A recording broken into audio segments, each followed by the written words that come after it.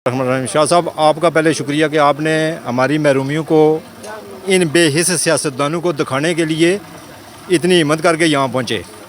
हमारे मैंडेट को हर हाल में, हर दौर में पसपा किया गया। जब हम एक एमएलए एमएनए को चुनाव करके असम्बली में भेजते हैं तो हमारे मसाइल उसके साथ अटैच होते हैं, वो हमारे मसाइल का हल है।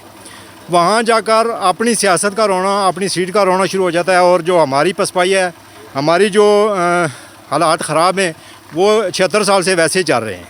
हमारी इन सब हजरात से जिन्होंने तो दिए हैं, वो उनको तो अल्लाह और दे रहा है, और हम उनके ज़िंदगी उनके शुक्रगुजार हैं कि उन्होंने ये तामन किया। लेकिन जो जिनको हम मैंडेट देते हैं, अलीशान सोनी साहब ने बहुत काम किए हैं, लेकिन मैंडेट को जब डैमेज किया जाता है तो फिर वो अपना काम पूरा नहीं कर सकते, और फिर उनके पास एक जवाब हो जाता है, जी मेरी हुकूमत में नहीं चल सकी, या मैं ये हो गया, मैं वो हो गया।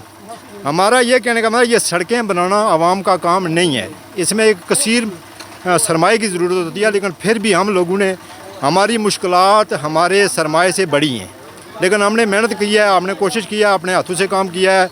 उन लोगों के शुक्रगुजार हैं। राजा फ़ारूक साहब, राजा नज़ीर ख़ान साहब ने बड़ी पेशरफ्त की है, हमारे इस तावन में बहुत बड़ा तावन किया, और हमें माली मामलत की है, जिसकी वजह से हम इस रोड को इतनी पुख्तगा बनाने में कामयाब हुए हैं। हमारी गुजारिश है कि जो भी कैंडिडेट मुंतखब होकर असम्बली में जाता है, वो कम अज़ कम 5 साल पूरे करे, और 5 साल के बाद उसका ऑडिट ये अवाम खुद करेगी कि जनाब आपको 5 साल का मैंडेट दिया, आपने उसका क्या किया।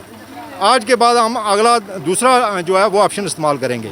अगर ऐसा नहीं होता है तो हमारी तो ये नाकामी है, फिर हम तो फिर इस तरह ज़लील और रुसवा होते रहेंगे।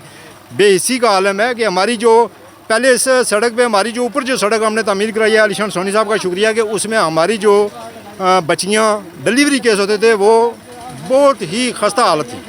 उन्होंने सड़क दी, आज हम उनको दुआ भी देते हैं, और उनसे आगे भी उम्मीद वाबस्ता है कि वो भी अब इंशाल्लाह मुंतखब होकर फिर दोबारा काम करेंगे। और हमारी उनसे गुजारिश है तमाम जितने भी सियासी एहलकार हैं कि आप मुंतखब हों और आवाम की खिदमत करें। अल्लाह आपको इसका जज़ाए खैर देगा।